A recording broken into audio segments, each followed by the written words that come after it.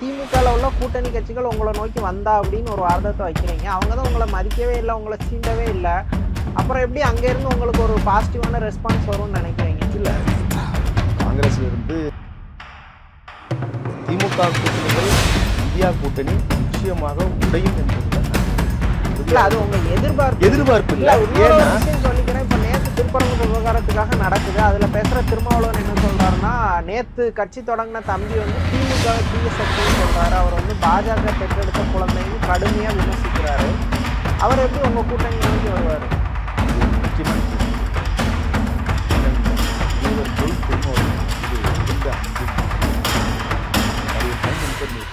நானும் அவரும் மனோன்மணியம் சுந்தரா பல்கலைக்கழகத்தில் ஒரே நாளில் தான் முனைவர்த்தப்பட்டிருக்கிறது.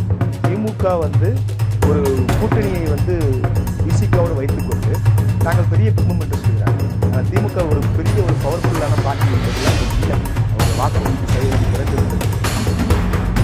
நாம் தமிழ் கட்சி ஒரு சில வாக்கு அது படிப்படியாக 7, 8 வரைக்கும் வந்திருக்குன்னா கட்சி ஒரு வளர்ச்சி பார்க்கணும். ஆனால் அது தேர்தல் வெற்றிக்கான எண்ணிக்கை அது கிடையாது. வணக்கம் நேயர்களே, நான் உங்கள் கார்த்திக். நம்முடைய சிறப்பு நேர்காணலில் தமிழக வெற்றி கழகத்தின் கொள்கை பரப்பு இணை செயலாளர் முனைவர் சம்பத்குமார் இணைந்திருக்கிறார். அவரிடம் விரிவாக பேசலாம். வணக்கம் சார். வணக்கம் சார்.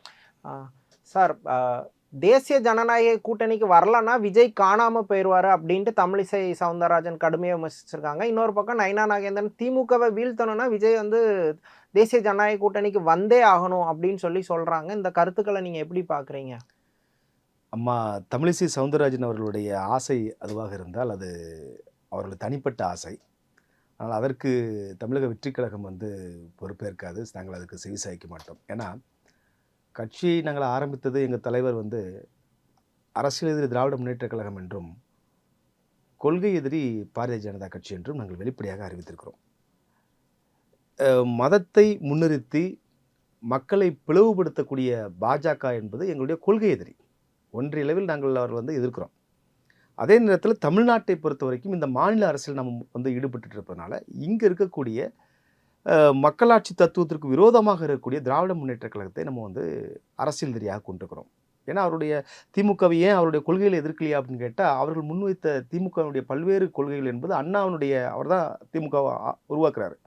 அவர் உருவாக்கின பல்வேறு கொள்கைகள் என்பது பெரியாரிடமிருந்தும் எடுத்தது. அதில் பலவற்றை நாம் எடுத்துக்கிறோம். அதனால் அந்த வகையில் அவர்களை விமர்சிக்க மாட்டோம். ஆனால் அந்த கொள்கைகளை செயல்படுத்தக்கூடிய அரசியல் வடிவம் என்பது தவறானது. திமுக வந்து அண்ணாவுக்கு பிறகான திமுக என்பது கலைஞர் திமுகவை மாறின பிறகு அங்கே அண்ணாவுடைய கொள்கைக்கு இடம் இல்லை. பல இடங்களில் அண்ணாவினுடைய பெயரோ படமோ இல்லை. ஏன்னா இந்த கேள்விக்கு நான் ஒரு உதாரணத்தை சொல்லி இதை நான் விரிவாக விளக்கம் கொடுக்குறேன். கடந்த 4.5 ஆண்டு ஆட்சி காலத்தில் பொது இடங்களில் சிலைகளை வைப்பதற்கு உச்சநீதிமன்றத்தில் வரைக்கும் அனுமதி வாங்கணும். அதுக்கு அனுமதியே கிடையாது. உச்சநீதிமன்றம் அது அனுமதி மறுத்திருக்குது. தனியார் இடங்களில் சிலை வைப்பதற்கு மாநில அரசாங்கத்தை அனுமதி வாங்கினா போதும். 60 சிலைகளை கடந்த 4.5 ஆண்டுகளில் ஒரு புள்ளிவரம் கூறுது. 60 சிலைகளை தமிழ்நாடு அரசு அனுமதி இருக்குது. திராவிட முன்னேற்ற கழக அரசு அனுமதி இருக்கிறது. அதில் 32 சிலை கலைஞர் கருணாநிதியுடைய சிலை. அம்பேத்கர் சிலையோ பெரியார் சிலையோ அண்ணா சிலையோ ஓரிரு சிலைகள் தான் திறந்திருக்கிறார்கள் என்று சொன்னால், கலைஞருடைய சிலையை வந்து 32 சிலைகளை திறந்திருக்கிறார் என்று சொன்னால், அதுவும் வந்து அது தனிப்பட்ட அமைப்புகள் தான். அம்பேத்கர் சிலையை திறந்ததும் பெரியார் சிலை திறந்ததும் தனிப்பட்ட அமைப்புகள். இல்லை, இப்போ நீங்கள் அப்படிங்கும்போது இல்லை, இந்த இடத்துல இந்த கேள்வி நான் முடிச்சிடறேன். அப்போ திராவிட முன்னேற்ற கழகம் என்பது வந்து பெரியாரையே தூக்கி போட்டிருக்காங்க, அண்ணாவையே தூக்கி போட்டிருக்காங்க, கலைஞர் முன்னிறுத்துறாங்க. இவர்கள் நாங்கள் அரசியல் எதிரியாக நாங்கள் தீர்மானித்துவிட்டது. அதே அடிப்படையில் பாஜகவை மதச்சார்பற்ற ஒரு சமூக நீதி கொள்கைகளை கொண்ட நாங்கள் பாஜகவை கொள்கை எதிரியாக கொண்டிருக்கின்ற பொழுது எப்படி நாங்கள் தேசிய ஜனநாயக கூட்டணியோடு நாங்கள் இணைய முடியும்? அது எங்கள் கொள்கைக்கு முரணானது இல்லையா? எனவே இந்த அவருடைய ஆசை வந்து நிராசையாகத்தான் போகும். இல்லை, ஆனால் கொள்கைகளெல்லாம் தவிர்த்து வச்சுட்டு இப்போ வந்து திமுக வலிமையாக இருக்குது, திமுகவை எதிர்க்கிறது, திமுகவை வீழ்த்துறது தான் ஒரே நோக்கம்னா இந்த அணிக்கு வரணும் அப்படிங்கிறது ஒரு ப்ராக்டிக்கலாக ஒர்க் அவுட் ஆகக்கூடிய ஒரு கோரிக்கை தானே? இல்லை, அதாவது தமிழ்நாட்டினுடைய அரசியல் 3வது அணி என்று ஒன்று இதுவரைக்கும் சாத்தியமாக இல்லை. மிகப்பெரிய அளவில் 2014 பேசப்பட்ட மக்கள் நல கூட்டணி கூட தோல்வியை சந்தித்தது நமக்கு தெரியும். ஆனால் தமிழக வெற்றி கழகம் என்பது ஒரு 3வது அணியாகலாம் வரல. இது முதல் அணியாக வந்திருக்கிறது. நாங்கள் அணியாக மட்டுமல்ல தனியாகவும் போட்டியிட்டு வெல்லக்கூடிய அளவிற்கு எங்களுக்கு மக்கள் ஆதரவு இருக்கிறது. அதுதான் எங்கள் தலைவருக்கு மக்கள் காட்டுகிற அன்பை, அந்த கூடுகிற கூட்டத்தை நீங்கள் பார்க்கலாம்.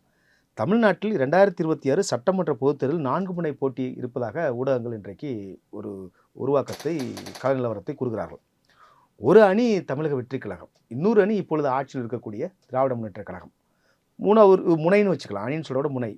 3வது முனையில் அதிமுக இருக்குது, 4வது முனையில் வந்து நாம் தமிழர் இருக்குதுன்னு வச்சுக்கிட்டீங்க அப்படின்னா, இந்த 3வது முனையாக அதிமுகவினுடைய தயவில் ஒரு நிர்பந்தத்தை உருவாக்கி அவர்கள் பின்னால் நின்று கொண்டு அரசியலை சந்திக்கிற பாஜகவிற்கு எப்படியாவது தமிழ்நாட்டில் கடந்த முறை 4 சட்டமன்ற தொகுதிகளை பெற்றது போல இந்த முறை கூடுதலாக பெற்றுவிடலாமே, அதுக்கு தமிழக வெற்றி கழகத்துடைய மக்கள் ஆதரவை வந்து பயன்படுத்தலாம்னு அவங்க நினைச்சாங்கன்னா அதற்கு நாங்கள் பலியாக முடியாது. வேண்டுமென்றால் அவர்கள் திமுக எதிர்ப்பதற்கு தனியாக இருக்கக்கூடிய ஆற்றல் இருக்குதா, களத்தில் அவர்கள் இருக்கிறார்களா?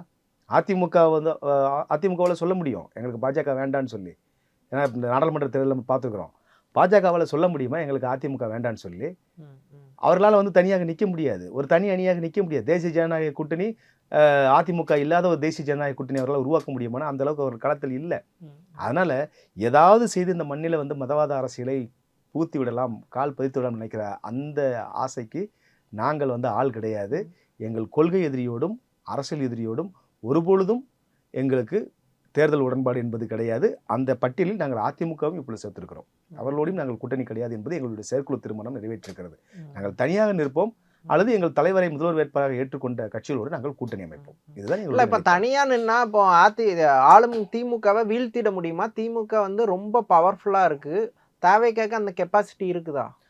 அது ஒரு பிம்பமாக இன்றைக்கு திமுகவினுடைய அந்த ஐடி விங் மூலமாக அவர்கள் சார்ந்த நிறுவனங்கள் மூலமாக திமுக ஒரு அசைக்க முடியாத சக்தி என்பது போலவும், திமுகவில் தலைமை வைக்கக்கூடிய தமிழ்நாட்டில் தலைமை வைக்கக்கூடிய அந்த இந்தியா கூட்டணி என்பது ஒரு வலுவான கூட்டணி போலவும் இங்கு ஒரு கட்டமைப்பை, ஒரு போலி பிம்பத்தை இங்கு உருவாக்கி வருகிறார்கள். ஆனால் நிலைமை அப்படி இல்லை. இந்த அரசு, திமுக அரசு முடிகின்ற தருவாயில் இருக்கிறது, அதிகாரத்தில் இன்றும் இருக்கிறது. அதிகாரம் இருக்கும் வரை அந்த கட்சியோடு திமுகவோடு சில கட்சிகள் ஒட்டியிருக்கலாம். நீங்கள் இன்றைக்கி பார்த்தீங்க அப்படின்னா திமுகவுக்கு கூட இருக்கக்கூடிய காங்கிரஸுக்கு என்ன பெரிய ஓட் பேங்க் இருக்குது. எங்கள் தலைவர் சொன்ன மாதிரி அவர்களும் தேர்தல் காலத்தில் தனியாக நிற்க முடியுமா? முடியாது. அதே மாதிரி அண்ணன் மக்கள் நீதி மையம் அவர்களுக்கு என்ன ஓட் பேங்க் இருக்குது? அதை வச்சு ஒன்றும் செய்ய முடியாது. இடதுசாரிகள் இன்றைக்கு சிபிஐ சிபிஎம் இருக்காங்க, சில தேர்தல்கள்ல போட்டிட்டு ஓட் பேங்க ப்ரூஃப் பண்ணியிருக்காங்க. அப்படி இருக்கும்போது இவர்களுக்கு இன்னைக்கு பெருசா நம்பிட்டு இருக்கிறதே பார்த்தீங்கன்னா மதிமுகவுக்கும் ஒரு குறைந்தபட்ச வாக்கு வங்கி தான் இருக்குது. அப்ப இன்னைக்கு உண்மையிலேயே திமுக வந்து யார் கூட்டணியில் இருக்கிறாங்கன்னா திமுக விசிகாவோட கூட்டணி அமைத்திருக்கிறது.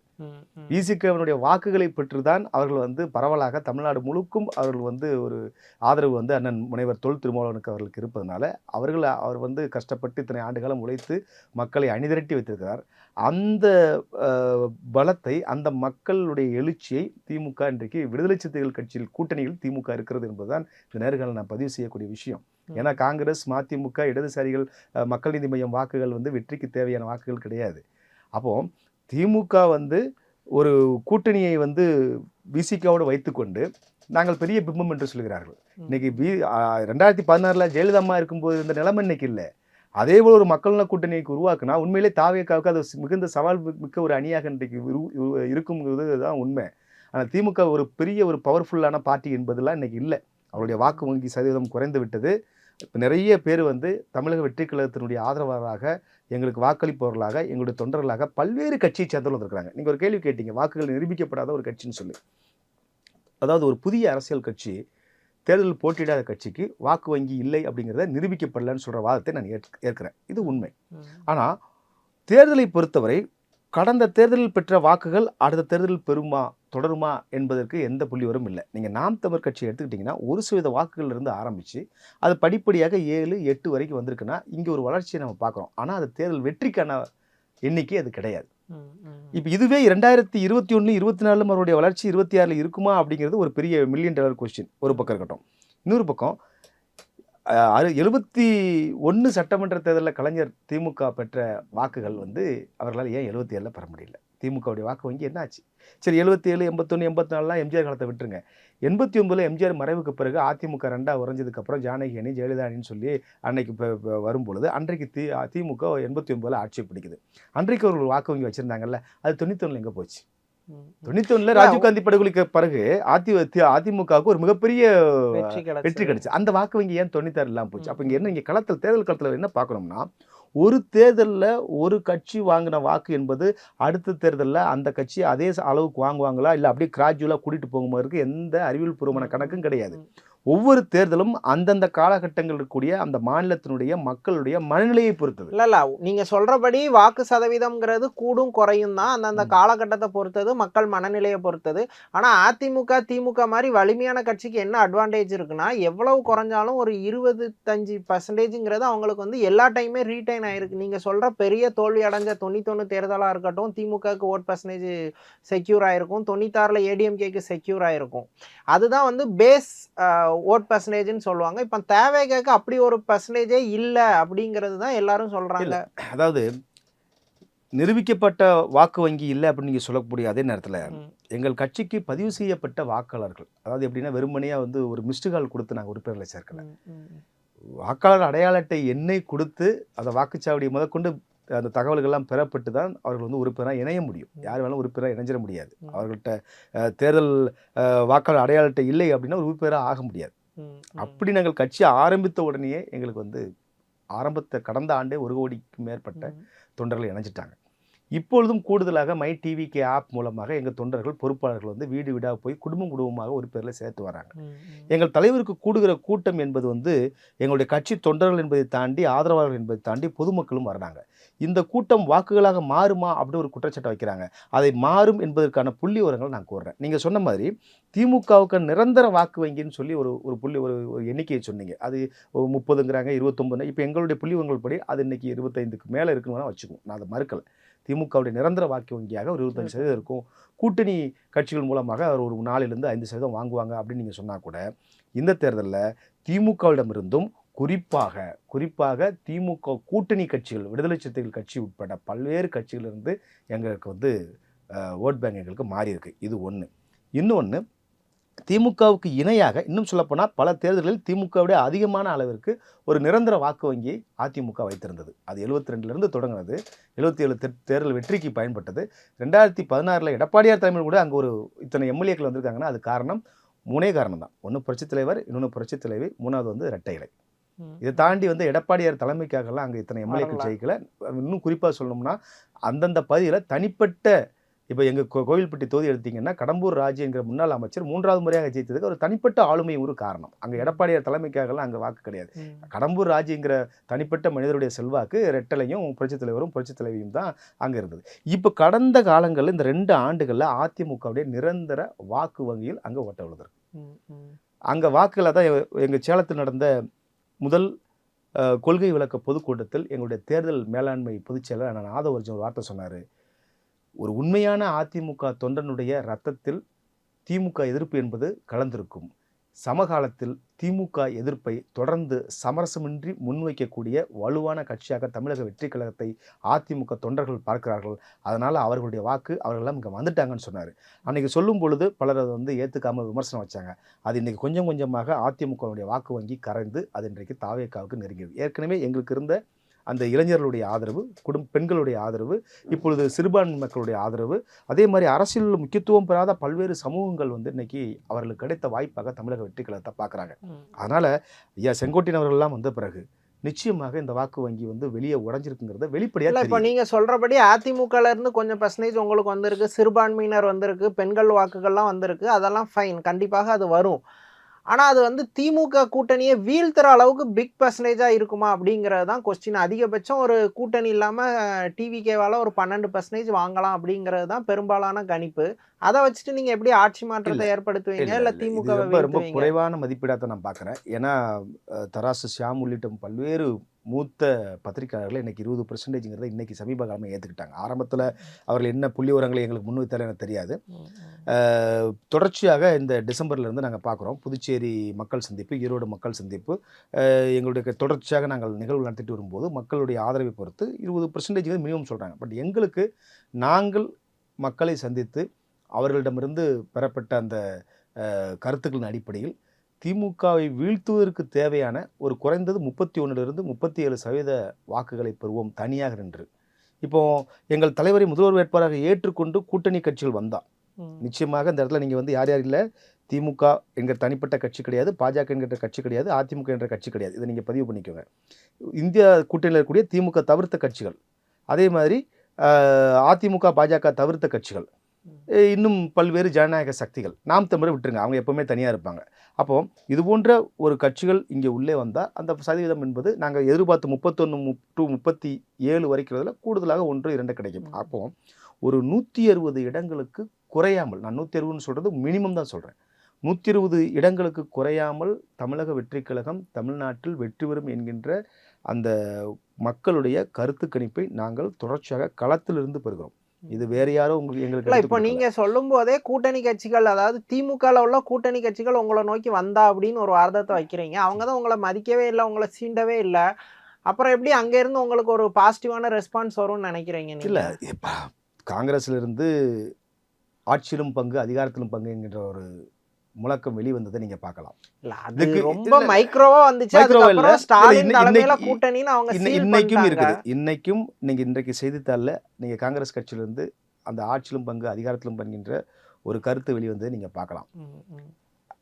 திமுக கூட்டணிகள், இந்தியா கூட்டணி நிச்சயமாக உடையும் என்பதுதான் நாங்கள் எதிர்பார்ப்பு இல்ல. இன்னொரு விஷயம் சொல்லிக்கிறேன். இப்ப நேத்து திருப்பரங்குன்றத்துல வந்து விடுதலை சிறுத்தைகள் திருப்பரங்குன்ற விவகாரத்துக்காக நடக்குது. அதுல பேசுற திருமாவளவன் என்ன சொல்றாருன்னா, நேத்து கட்சி தொடங்கின தம்பி வந்து திமுகவை தீய சக்தின்னு சொல்றாரு, அவர் வந்து பாஜக பெற்றெடுத்த குழந்தைன்னு கடுமையா விமர்சிக்கிறாரு. அவர் எப்படி உங்க கூட்டணியை நோக்கி வருவாரு? இது ஒரு முக்கியமான கேள்வி. அண்ணன் முனைவர் தொல் திருமாவளவன் அவர்கள் மீது மிகுந்த அன்பும் மரியாதையும் இருக்கிறது. ஃபார் யுவர் கைண்ட் இன்ஃபர்மேஷன், நானும் அவரும் மனோன்மணியம் சுந்தரனார் பல்கலைக்கழகத்தில் ஒரே நாளில் தான் முனைவர் பட்டத்தை பெற்றோம். அவர் குற்றவியல் கிரிமினாலஜி டிபார்ட்மெண்ட்டில் வாங்குறார், நான் மேலாண்மை துறையில் வாங்குறேன். அவர் எங்கள் ஊரில் வந்து பேசுகிறார் அப்படின்னா, நான் கல்லூரிக்கு விடுமுறை எடுத்துக்கொண்டெல்லாம் அவர் பேச்சை கேட்பதற்காக அங்கே ஒரு பள்ளியில் பேச வந்தார். ஒரு அரசு பள்ளியில் அவர் பேச வரான்னு சொன்னோடனே அதை போய் கேட்கறதுக்கெல்லாம் நாங்கள் போனது உண்டு. ஒடுக்கப்பட்ட மக்களுக்காக, அவருடைய அதிகாரத்திற்காக அவர் தொடர்ந்து களத்தில் இருக்கிறார் என்பதில் எங்களுக்கு எந்த மாற்று கருத்தும் இல்லை. இன்னும் சொல்லப்போனால் ஆட்சியிலும் பங்கு அதிகாரத்திலும் பங்கு என்கின்ற முழக்கத்தை அவர் வைத்திருக்க வேண்டும். ஒடுக்கப்பட்ட மக்களிலிருந்து ஒருவர் முதல்வர் வேட்பாளராக வருவார் அப்படிங்கிறதுல தான் வந்து அவருக்கு அந்த தகுதி இருப்பதாக கூட நாங்கள்லாம் அப்போ பேசினது உண்டு. ஆனால் அண்ணல் அம்பேத்கருடைய பிள்ளையாக இருக்க வேண்டிய அண்ணன் திருமாவளவன் அவர்கள் அறிவாலயத்தின் பிள்ளையாக மாறிவிட்டாரோ என்கின்ற ஒரு குழப்பம் தான் இங்கே மிஞ்சுது. அவர் யாருக்காக பேச வேண்டுமோ அவர்களுக்காக பேசாமல் வேறு ஒருவருக்கு வாயாக இருப்பதைத்தான் நம்ம பார்க்க முடிகிறது. அவர் என்ன சொல்றாருன்னா, விஜய் வந்து திமுகவை எதிர்க்கிறதுல எனக்கு எந்த பிரச்சனையும் இல்லை, ஆனா அவங்கள தீய சக்தின்னு சொல்றது வந்து RSS ஓட குரல். RSS தான் திமுகவை தீய சக்தியா பாக்குது, இப்ப தேவைக்காவும் பாக்குது அப்படிங்கிற ஒரு இந்த முழக்கத்தை முதல் தமிழ்நாட்டில் வச்சவர் வந்து எம்ஜிஆர் இருந்து ஆரம்பிச்சாரு. அம்மா ஜெயலலிதா காலத்தில் வந்து சேர்ந்தது. திமுக ஒரு தீய சக்திங்கிறது வந்து அதிமுக முன்வைத்த ஒரு வார்த்தையை ஒழிய பாஜக முன்வைத்த கோஷம் இல்லை. நாங்கள் தான் தமிழக வெற்றி கழகத்தை பொறுத்த வரைக்கும் கொள்கை எதிரியான பாஜகவும் அரசியல் எதிரியான திமுகவும் நாங்கள் சமதூரத்தில் தான் வச்சுக்கிறோம். ஓகே சார், தேவைக்க செயல்பாடு குறித்து பல விஷயங்களை ரொம்ப விரிவாக பேசுனீங்க. நன்றி. நன்றி சார்.